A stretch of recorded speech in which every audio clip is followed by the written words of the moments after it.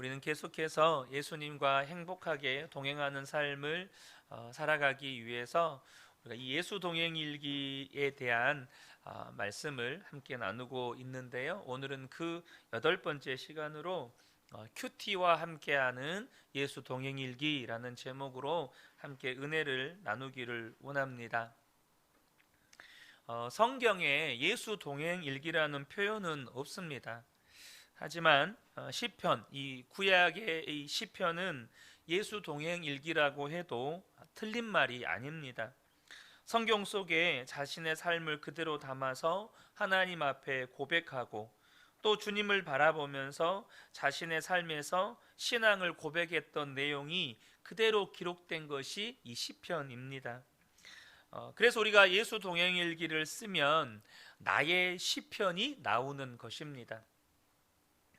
그런데 우리가 주님을 바라보더라도 말씀 안에서 주님을 바라보셔야 합니다. 주님을 인격적으로 만나고 또 친밀히 동행하라고 할 때 조심스러운 게 뭐냐면 신비주의에 빠지는 것입니다.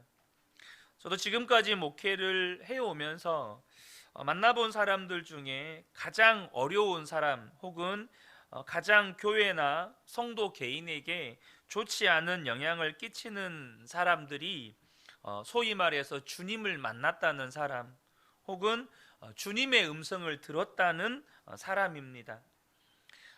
물론 여기서 말씀하시는 건 성경이 나에게 말씀하시는 그 주님의 음성을 들었다는 그런 개념이 아닌 거죠. 그분들은 본인이 주님을 만났고 본인이 주님의 음성을 들었기 때문에 도저히 말릴 수가 없습니다.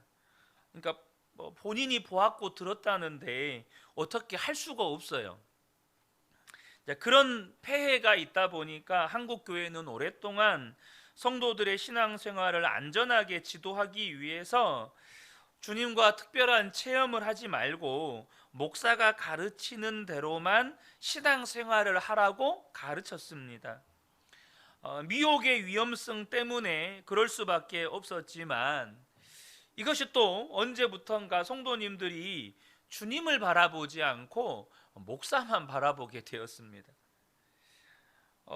그러다 보니까 한국교회 성도들의 신앙이 왜곡되는 폐단이 생기게 된 거죠. 소위 말해서 목사가 우상이 되었다고 해도 과언이 아닐 만큼 성도들의 신앙에 있어서 이 목사가 너무나도 큰 비중을 차지해 버린 겁니다.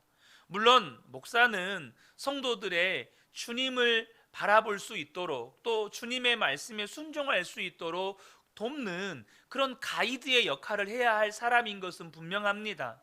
또한 안내자의 역할을 해야 되는 건 분명하죠. 근데 여러분, 결코 목사는 예수님을 대신할 수 없습니다. 예수님을 대신해서도 안 됩니다. 우리가 영성훈련, 신앙훈련도 이 성경이 말씀하시는 범위 내에서 해야 하는 거예요.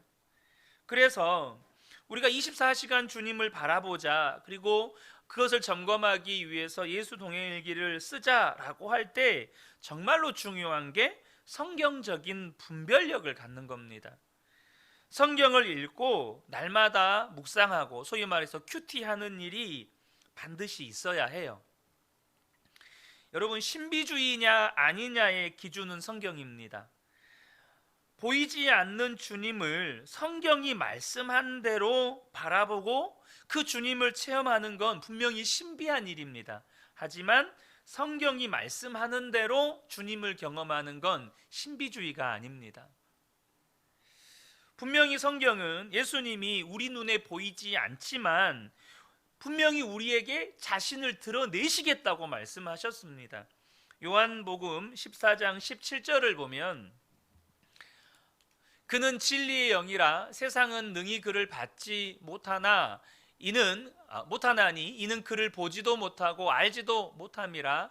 그러나 너희는 그를 아나니 그는 너희와 함께 거하시며 또 너희 속에 계시겠습니다. 분명히 예수님이 우리 안에 계시겠다고 말씀하셨어요. 그리고 21절을 보면 나의 계명을 지키는 자라야 나를 사랑하는 자니 나를 사랑하는 자는 내 아버지께 사랑을 받을 것이요 나도 그를 사랑하여 그에게 나를 나타내리라. 말씀에 순종하며 살아가면 주님은 반드시 우리에게 자신을 나타내신다고 말씀하셨어요. 분명히 육체의 눈으로 볼 수는 없어요. 하지만 주님께서 우리에게 당신을 나타내십니다. 그러므로 주님을 바라보고 주님과 동행하는 건 신비주의가 아닙니다. 그렇지만 성경이 말하지 않는 체험을 말하거나 추구하면 그건 신비주의예요. 이단의 특징은 정확하게 이게 퍼센테이지로 딱 잘라 말할 수 없지만 99%는 성경이 말하는 것을 가르칩니다. 그리고 결정적인 1%를 성경이 아닌 것을 말합니다. 소위 말해서 그 이단의 교주가 재림 예수라든지 하나님이라든지 그렇게 가요. 그들은 언제나 자기들도 성경을 다 가르치고 있다고 믿습니다. 그렇게 말해요. 그러나 성경에서 말하지 않는 것을 슬쩍 끼워 넣습니다. 그래서 우리도 주님을 바라보되 성경을 알고 성경으로 분별하셔야 합니다. 자신이 성경 말씀과 다른 체험을 하는 것은 아닌지 돌아볼 수 있어야 된다는 거예요. 그래서 예수 동행 일기를 쓰되 나눔방에 그 자신의 일기를 공개하는 것 또한 굉장히 중요합니다. 왜냐하면 성도가 성도를 보호해 줄 수 있기 때문이에요. 성경은 우리를 신비주의에 빠지는 것을 막아주는 동시에 주님을 체험하는 눈을 놀랍게 열어줍니다. 왜냐하면 말씀이 주님이기 때문이죠. 골로새서 3장 16절에 보면 그리스도의 말씀이 너희 속에 풍성히 거하여 모든 지혜로 피차 가르치며 권면하고 시와 찬송과 신령한 노래를 부르며 감사하는 마음으로 하나님을 찬양하고, 그러니까 말씀이 우리 속에 거하면 그런 역사들이 나타난다는 거죠. 주 예수님이 우리 안에 거하심은 곧 성경 말씀이 우리 안에 풍성히 거하는 것입니다. 우리는 예수님을 볼 수는 없어요. 하지만 말씀을 읽고 말씀을 들을 수 있죠. 그래서 예수님을 바라보는 것이 말씀을 아는 것과 같이 가야 하는 이유인 것입니다. 어떤 한 청년이 있었습니다. 매 주일마다 목사님께 와서 기도를 해달라고 하는 청년이었습니다. 근데 이 청년은 예수님이 나와 함께 하신다는 것을 모르겠다는 말을 늘 입에 달고 살았습니다. 근데 목사님은 그 청년에게 주님이 너를 너무나 사랑하신다. 네 안에 정말로 주님이 함께 계신다. 네 안에서 역사하고 계신다라고 말을 해주면 에이 뻥이죠. 이렇게 나 듣기 좋으라고 하는 말이죠 라고 반응했던 청년입니다. 그래서 한 번은 목사님이 이렇게 반문했어요. 네가 기도받고자 하는 그 갈망, 기도받고자 하는 그 믿음은 도대체 누구의 역사냐? 이렇게 물어보셨어요. 주님이 하시지 않았다면 너는 나에게 이렇게 기도받으려고 오지도 않았을 거다. 그러면서 요한복음 6장 44절을 읽어주었습니다. 나를 보내신 아버지께서 이끌지 아니하시면 아무도 내게 올 수 없으니 오는 그를 내가 마지막 날에 다시 살리리라. 이 말씀을 듣고 그제서야 그 청년이 눈물을 글썽이는 거예요. 말씀으로 우리는 나와 함께 계시는 주님을 보는 눈이 뜨여지는 겁니다.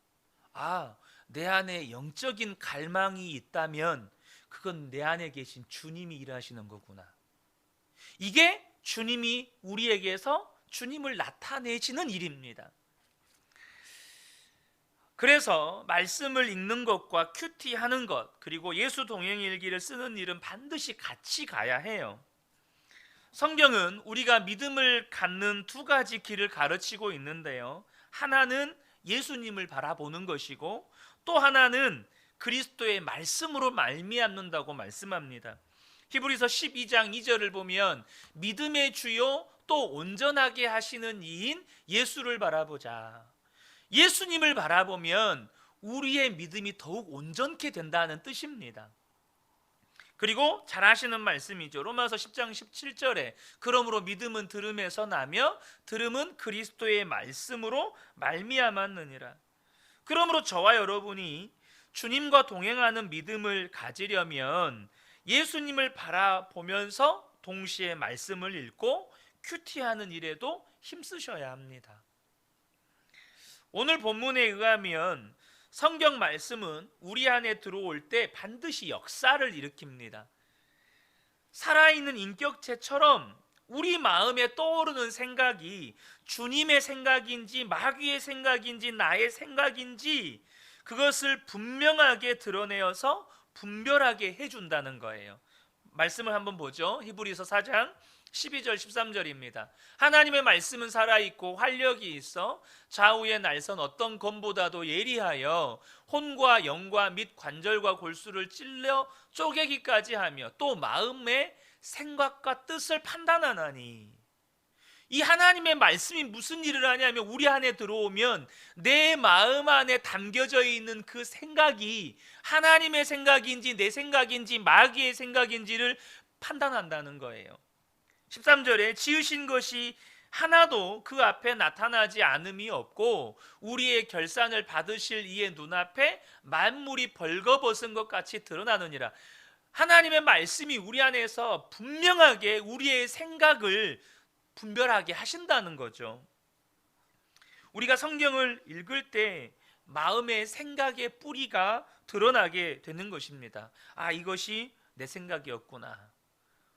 아, 이것이 내 욕심에 이끌려서 내 욕심에 이끌려서 내 욕망을 따라가는 생각이었구나. 아, 이거는 마귀가 주는 생각이었구나. 아, 이것이 주님의 뜻이었구나. 말씀이 분별케 하신다는 거예요. 그러므로 저와 여러분이 예수 동행일기를 쓸 때 반드시 말씀을 통해서 만난 주님에 대한 기록을 하시는 것이 중요합니다. 말씀을 보지 않고 주님을 바라보려고 하면 혼란에 빠지게 돼요. 성경을 읽어보면 주님의 생각이 무엇인지 분명하게 분별이 됩니다. 이렇게 저희 교회가 유튜브 채널을 이렇게 이제 운영하면서 정말 이렇게 감사한 건 이렇게 말씀을 녹화해서 이렇게 올릴 수 있다는 게 너무너무 감사가 돼요. 매일매일 우리 성도님들이 큐티를 하시는 거 너무너무 중요합니다. 하지만 아직 큐티가 좀 어려우시다면 그날 새벽에 올라온 말씀을 그날의 묵상의 말씀으로 삼으셔도 좋습니다. 그날 하나님께서 나에게 주신 말씀으로 붙잡고 나에게 이런 말씀을 하셨고, 그리고 그날의 삶을 기록할 때 말씀의 삶이 비추어지는 겁니다. 어느 장로님이 자신이 죄인이라는 느낌이 없어서 괴로웠답니다.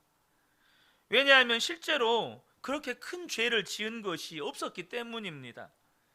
다른 사람이 잘못한 것, 심지어 목사님이 잘못하시는 것까지는 훤히 다 보이는데 자신은 잘못한 것이 없으니까 내가 바리새인인가 그렇게 가슴이 탔다는 거예요. 왜냐하면 어려서부터 교회에 나가기 시작해서 주일을 결석해 본 적도 없고 11조를 빼먹어 본 적도 없고 교회 봉사도 너무 열심히 다 했기 때문에 별로 자기가 생각할 때 자기는 별로 죄가 없는 것 같은 거예요. 그러다 장로님이 한 가지 죄가 기억이 났대요. 뭐냐면 초등학교 다닐 때 친구와 대판 싸운 일이 생각이 났대요. 그래서 그것이 깊어서 주님 앞에 나가서 자백을 했대요. 또 문제가 생겼어요. 그 죄사함을 받고 나니까 또 죄가 안 보이는 거예요. 남겨진 죄가 없으니까 난감하더라는 거예요. 참 이런 분도 계신가 봐요. 이런 분도 계셔요. 근데 오랜 세월 동안 이 문제로 고민하다가 로마서 1장 28절에서 32절 말씀을 읽다가 놀라운 사실을 발견하게 됐습니다. 로마서 1장 28절에서 32절입니다.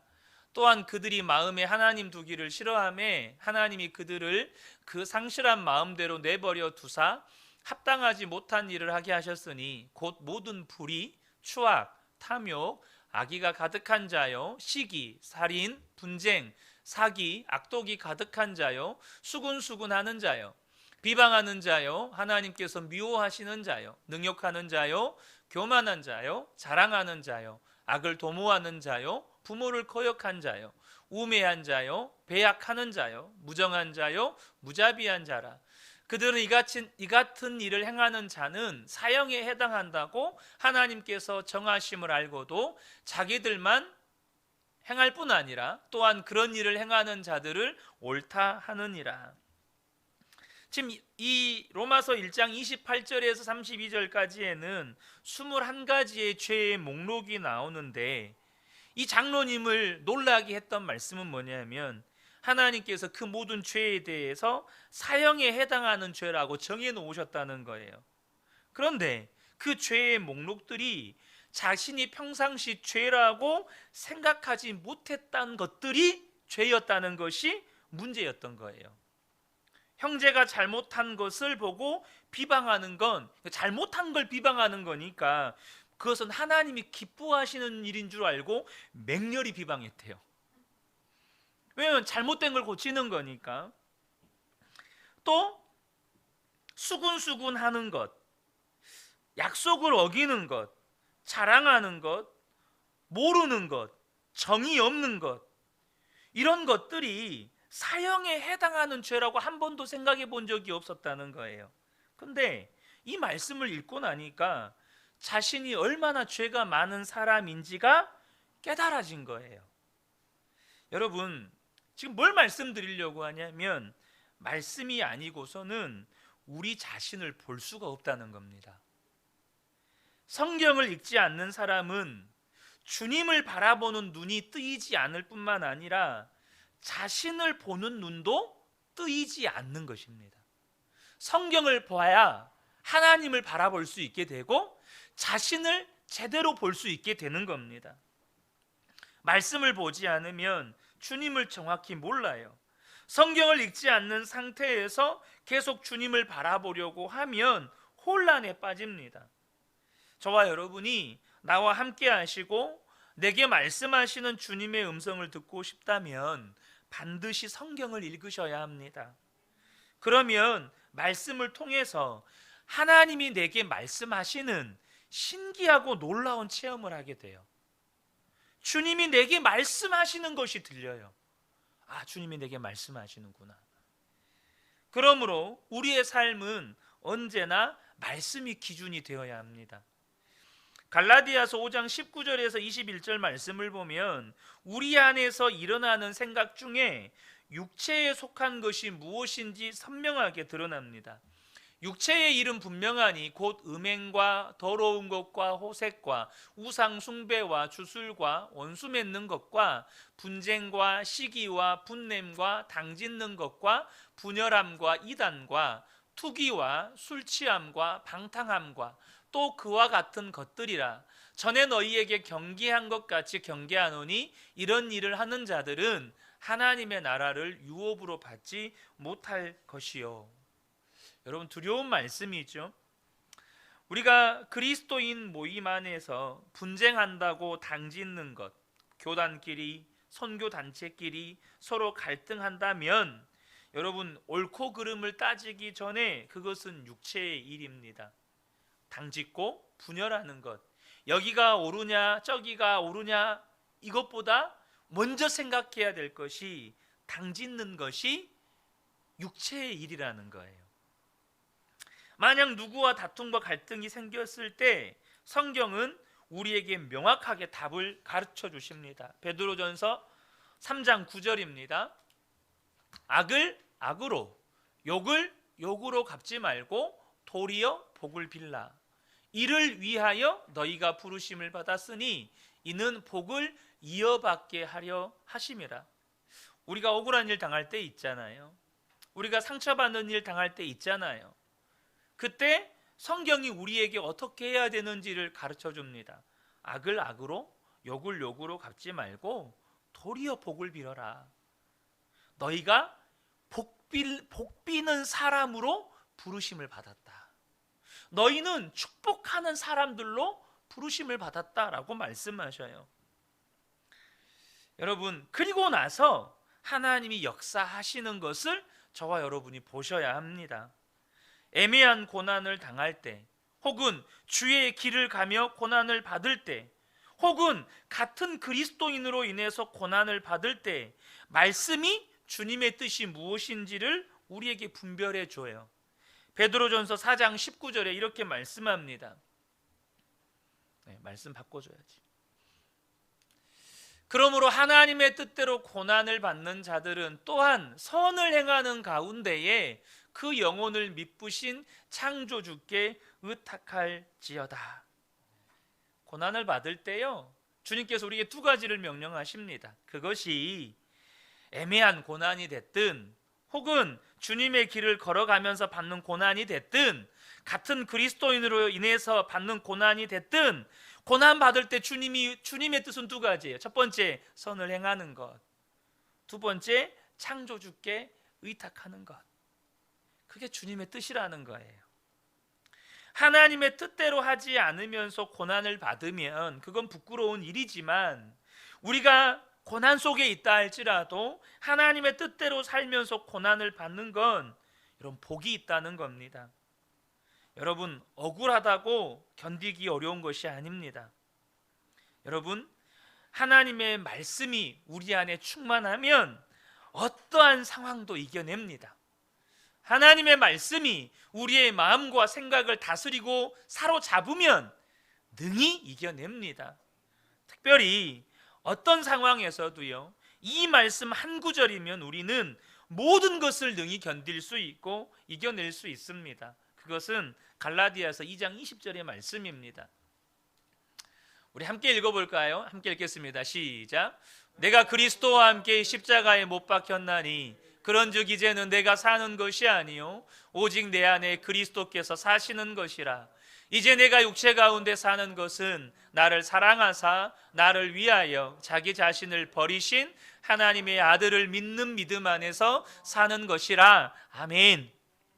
여러분, 되게 다 암송하시는 말씀이라고 생각이 듭니다. 여러분, 이 말씀 한 구절만 내 안에 충만하게 있으면 우리가 이겨내지 못할 시험 없습니다. 우리가 감당 못할 어려움 없습니다. 왜요? 나는 죽었으니까. 내가 죽은 게, 나의 옛사람이 죽은 것은 너무나도 분명하고 내 안에 예수 그리스도가 사신 게 너무나도 분명해요. 그러면 여러분, 예수님이 감당 못할 시험이 있습니까? 예수님이 이기지 못할 고난이 있습니까? 예수님이 이기지 못할 어려움이 있나요? 내 안에 사시는 분이 예수님이신데, 내 안에 사시는 분은 예수님이신데 예수님이 감당 못할 시험이나 고난이나 어려움이 어디에 있습니까? 사랑하는 성도 여러분, 그래서 우리가 말씀을 암송하고 사는 것, 그래서 말씀으로 정말로 내 마음과 생각이 다스림 받으면서 사는 건 주님을 바라보는 데 있어서 결정적인 역할을 하는 겁니다. 말씀을 붙잡고 사는 것이. 그런데 우리가 알아야 할 것이 예수 동행 일기가 성경 읽기나 큐티를 대신하는 것이 아니라는 것입니다. 예전에도 한번 잠깐 말씀을 드렸을 거예요. 예수 동행 일기는 은혜를 담는 그릇일 뿐입니다. 말씀을 읽고 큐티하는 것이 너무도 중요해요. 왜냐하면 우리가 말씀을 읽고 큐티하는 그 시간에 말씀으로 예수님을 만나게 되기 때문이죠. 물론 말씀을 통하여 주님을 만나려고 할 때, 또 말씀을 읽고 큐티할 때 예수님으로부터 직접 말씀을 듣는다는 자세를 가져야 하고, 또 깨닫게 된 주님의 뜻이 있다면 반드시 순종하겠다는 자세를 우리가 가져야 합니다. 그 자세를 가지고 우리가 말씀을 읽고 큐티를 하는 거예요. 만약에 우리가 에베소서 5장 말씀이 부부 가정에 대한 말씀이잖아요. 22절 23절을 보면 아내들이여 자기 남편에게 복종하기를 주께 하듯 하라. 이는 남편이 아내의 머리됨이 그리스도께서 교회의 머리됨과 같음이니 그가 바로 몸의 구주시니라. 이 말씀 다 아시죠?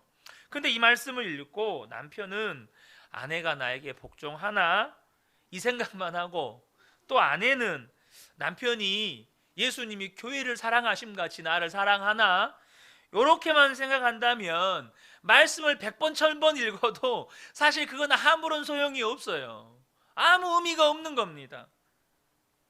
여러분, 우리가 말씀을 읽어도 그런 마음 자세로 읽으면 말씀은 나에게 아무런 능력이 없는 겁니다. 하지만 주님 말씀하시면 저 순종하겠습니다.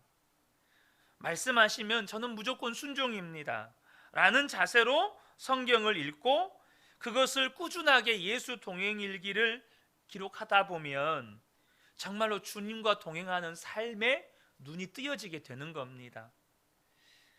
그때부터 예수 동행일기는 여러분 반드시 순종일기가 되는 거예요. 예수 동행일기가 순종일기가 돼버리는 거예요. 그리고 그때부터 예수 동행일기는 우리의 삶을 정말 바꾸게 되는 겁니다. 그냥 주님만 바라보는 것이 아니고 주님을 바라보다 보니까 결국에 내 마음이 뒤집어지고 부부관계가 달라지고 가정생활이 달라지고 내 삶이 달라지고 교회 생활이 달라지는 겁니다. 왜요? 말씀이 나를 끌고 가기 때문이죠. 이것이 주님을 바라보는 것이 신비주의에 빠지지 않게 하고 하나님이 성숙한 열매를 맺으시는 놀라운 비밀입니다. 말씀으로 주님을 바라보셔야 합니다. 말씀을 통해서 주님을 바라보셔야 우리가 여러분 정말로 이 예수 동행일기가 순종일기가 되고 순종일기가 되었다는 건 이미 내 삶의 변화는 시작되었다는 겁니다. 존 오트버그 목사님이 자신의 책 내 영혼은 무엇을 갈망하는가에서 영적인 스승인 달라스 윌라드를 찾아가 대화를 나누었던 것을 기록해 놓았습니다. 존 오트버그가 윌라드에게 물었습니다. 교인들이 더 이상 변하지 않아서 실망스럽습니다. 우리 교회에 큰 영적 부흥이 일어나려면 무엇을 해야 합니까? 그 질문에 윌라드가 대답을 했습니다. 날마다 하나님이 주시는 만족과 기쁨, 확신을 깊이 경험하도록 목사님의 생활을 정돈해야 합니다. 그러니까 존 오트버그가 답답한 마음으로 되물었습니다. 아니 제가 무엇을 해야 하는지 묻는 게 아니라 교인들에 대해 묻는 겁니다. 교회에 활기를 주려면 무엇이 필요합니까? 필독서를 읽어야 합니까? 어떤 프로그램을 만들어야 합니까? 혹은 기도회를 열어야 할까요? 그러자 윌라드가 조심스럽게 다시 말했습니다. 나는 목사님이 무슨 생각을 하는지 압니다. 하지만 교인들에게 가장 필요한 것은 그게 아닙니다. 목사님의 영혼이 병들면 아무도 돕지 못합니다. 폐렴에 걸린 의사에게 면역이 없는 환자를 보낼 수 없는 것 아니겠습니까? 존 오트버그가 대답했습니다. 목사님 저도 노력하고 있습니다. 날마다 성경을 읽고 큐티하고 그렇게 하루를 큐티로 시작하려고 노력하고 있습니다. 그때 달라스가 부드럽게 말했습니다. 나는 큐티에 대해 말한 게 아닙니다. 문제는 하루의 첫 15분이 아닙니다. 나머지 23시간 45분입니다. 날마다 하나님을 경험하도록 목사님의 생활을 정돈해야 합니다. 이게 무슨 이야기일까요, 여러분? 순종에 대한 이야기입니다. 우리가 새벽에 하나님 앞에 기도하는, 말씀 듣고 기도하는 한 시간이 너무너무 귀합니다. 또 말씀을 읽고 큐티하는 30분 내지 1시간이 너무너무 귀합니다. 주일에 예배드리는 1시간 또한 너무너무 귀합니다. 그런데 주님의 관심은 그 시간 외의 시간에 우리가 무엇을 구하며 사느냐입니다. 우리가 정말로 그 시간에 주셨던 하나님의 말씀에 순종하며 사느냐예요. 무엇을 갈망하며 사느냐는 거죠. 큐티는 큐티대로, 그리고 나머지 삶은 그냥 내가 원하는 거 하면서 산다는 살면 이 큐티가 무슨 의미가 있겠어요? 기도하는 시간이 무슨 의미가 있겠습니까? 예배드리는 시간이 무슨 의미가 있겠어요? 예배는 예배고 삶의 현장에 나가면 내가 원하는 것들을 구하며 산다면 그게 무슨 의미가 있습니까? 결국 우리는 이 예배의 시간이 가면 쓰고 앉아있는 시간밖에 안 되는 겁니다. 큐티의 시간, 기도의 시간이 그냥 가면 쓰고 앉아있는 것밖에 안 되는 거예요. 우리가 말씀을 들을 때, 말씀을 읽고 말씀을 듣고 말씀을 묵상할 때 하나님 내게 말씀하여 주십시오. 말씀하시면 내가 순종하겠습니다. 이 태도가 너무너무 중요합니다. 그런데 그 태도가 여기에서만 끝이 나면 안 되고 이제는 주님이 말씀하셨다면 그 말씀 붙잡고 삶의 현장 나머지 23시간, 22시간을 그 말씀 붙잡고 살아가면서 하루를 마무리할 때 우리의 일기 한 켠에는 그 말씀에 순종했던 내용이 기록되어져 간다면 그것이 저와 여러분의 시편이 되는 것이고 또한 그것으로 말미암아 저와 여러분의 삶의 변화는 시작되는 겁니다. 저는 우리 그은혜교회 모든 성도님들의 예수 동행 일기가 꼭 시편이 되기를 축복합니다. 반드시 순종의 일기가 되기를 축복합니다. 그러면 반드시 하나님은 우리의 삶에서 당신의 영광을 나타내실 겁니다. 이 은혜가 우리 모든 성도님들께 충만하게 임하시기를 예수님의 이름으로 축복합니다. 아멘.